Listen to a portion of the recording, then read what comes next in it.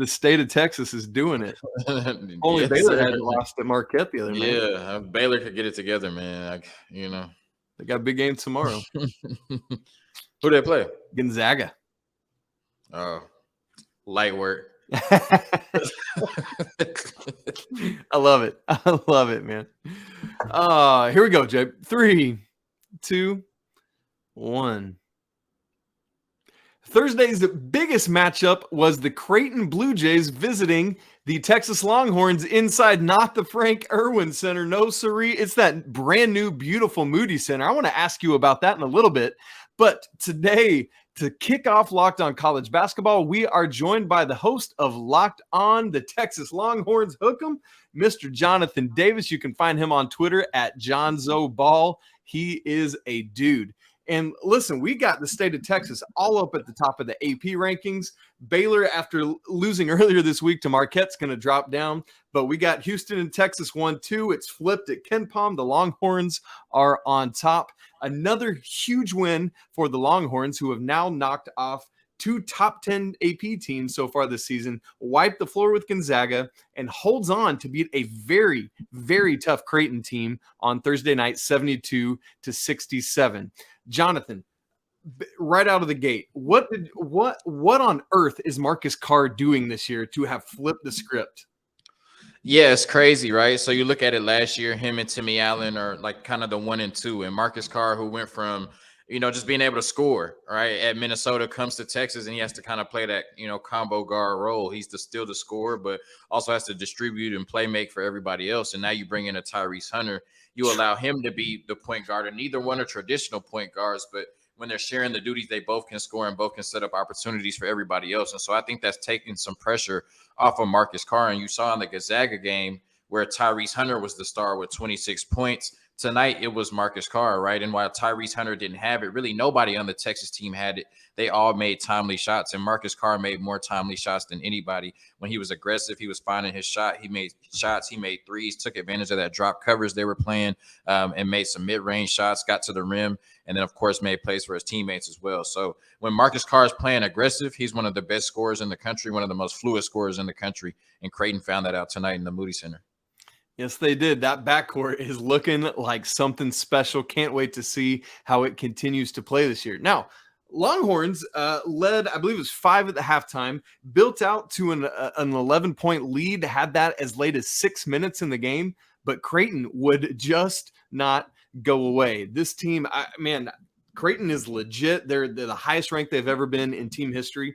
But what does it say about the resilience of this Longhorns team that even when Baylor Shireman finally starts knocking down some threes, that Texas is able to hold on down the stretch? Yeah, well, I think it shows that you can win any type of way. And to be a championship team, which now people are projecting this Texas basketball team to have the ability to do, you have to win in different types of ways. We saw them in, an offensive showcase against Gonzaga when they won, they scored over 90 points. I'm not sure exactly how many they scored. They scored over 90 points. And then you see them in this game where, Creighton is in the 60s, Texas in the low 70s. Both teams averaged over 80 points coming in. And so when you're able to win those, high scoring games where you're scoring almost 100 points, and then you're able to kind of win these games where it's mucked up and, it comes down to a few possessions at the end, which we saw where, Creighton cut it to, 3 with less than 2 minutes left. So I think it just shows that they're able to win, all different types of games. And we know a Chris Beard team is going to try to win the toughness battle every game. They're going to try to win the defensive battle every game. Right. And they continue to do that this season against Creighton, in the Moody Center. And so I think that's what it says about this team. And then I think also it just points to the talent of this team. I think last year, you saw at times offensively, Texas was really good defensively, one of the best defensive teams in the country, right, especially in the Big 12. But if teams could score more than 65 points offensively, you felt like Texas was in trouble. Well, like I said, against Creighton, they didn't shoot the ball well, but you have a Marcus Carr who can make, a timely bucket at the end. You have a Jabari Rice who can make a timely three, a Tyrese Hunter who can make a couple timely shots at the end. Now you have the talent of, a Dillon Mitchell, that's an NBA player, who can make plays around the rim and make some really good plays on defense. So you have the talent, to overcome those dry spells when you're not scoring and things aren't going well. When you just need a player to get a bucket, you have a few of those on this Texas team. And I think that's ultimately why they were able to pull away against Creighton, who fought hard till the end. Like I said, cut it to 3 with under 2 minutes left. Yes, absolutely. Yeah, you love it on a night when you only shoot 4 of 19 from 3, that you can still find ways to win and win, frankly, in impressive fashion. And you talked about Chris Beard. It felt like last year, him making that jump from Texas Tech over to Austin, there were these high, huge expectations right out of the gate. And Texas didn't necessarily live up. I mean, they weren't bad last year, but they just didn't live up to the loftiness of that. Do you think there's a way in which this year, with some of that pressure taken off a little more, you get into year 2, it just frees things up a little more and the team can play? Is there something to that? Yeah, well, I think we just, have to understand that it takes time, and I think because now, what we see Chris Beard has done, we forget that he's, not even 2 years into his job, right? Sure. And so, I think he came in and there were some lofty expectations. He brought in some really talented players in the transfer portal, and Marcus Carr and Timmy Allen, and you kind of just assume, okay, they're going to click and they're going to take off, right? And, I think Texas was good at times last year, but most people thought that they could have played better. But I think now you add some players in Arterio Morris, a Dillon Mitchell, or Jabari Rice. Marcus Carr is more comfortable, he comes back. Timmy Allen is more comfortable, he comes back. Obviously, you bring over Tyrese Hunter, who's one of the best offensive and defensive players in the country. So I think it's just a perfect mix of him having, more time to put his imprint on this Texas basketball program, and then bringing in more talented players, that are able to, go out on the court and make plays. And so I think it's just a sign of excellent coach. I always say coaches have to come in and change the trajectory of the program and establish their identity. And I think he's done both, and I think that's why you can make the argument that this Texas team is the best college basketball team in the country right now, and could be the favorites, to win the national championship when it's all said and done.